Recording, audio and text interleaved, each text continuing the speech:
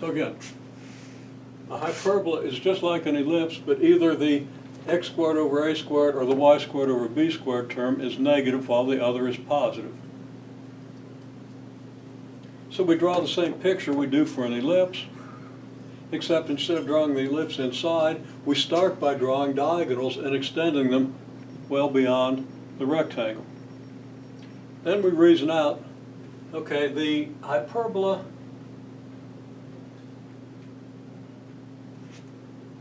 on this hyperbola, x can't be 0 because if it was, then negative here would have to equal 1. And it can't be.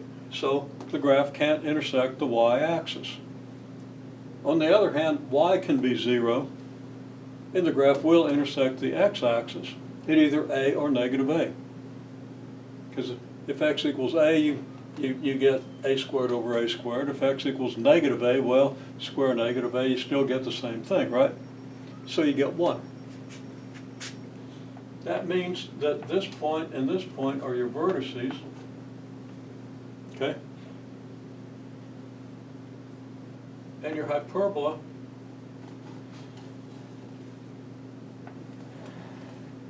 is asymptotic to these diagonals. Okay, so your hyperbola looks like this. Okay?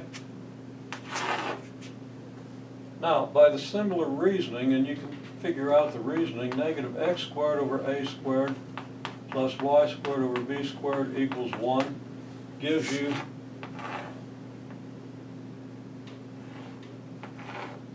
don't have enough room to draw it, I draw it in the wrong place, gives you this picture. Here's your y-axis, here's your x-axis, your vertex is here, or here. And the parabola, the hyperbola is going to be asymptotic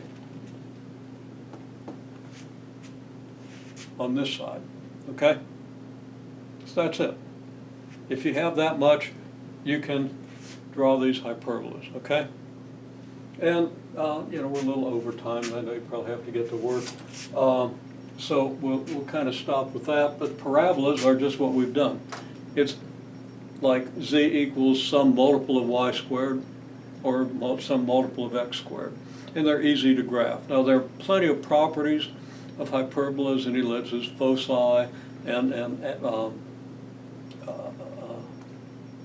course the vertices we see. There's a directrix and a focus for a parabola, and we're not going to get into that because your prerequisite courses didn't mention it. Okay? And in an applied calculus course, we don't go that deeply. It'd be nice if we could, but we really have to focus on other things.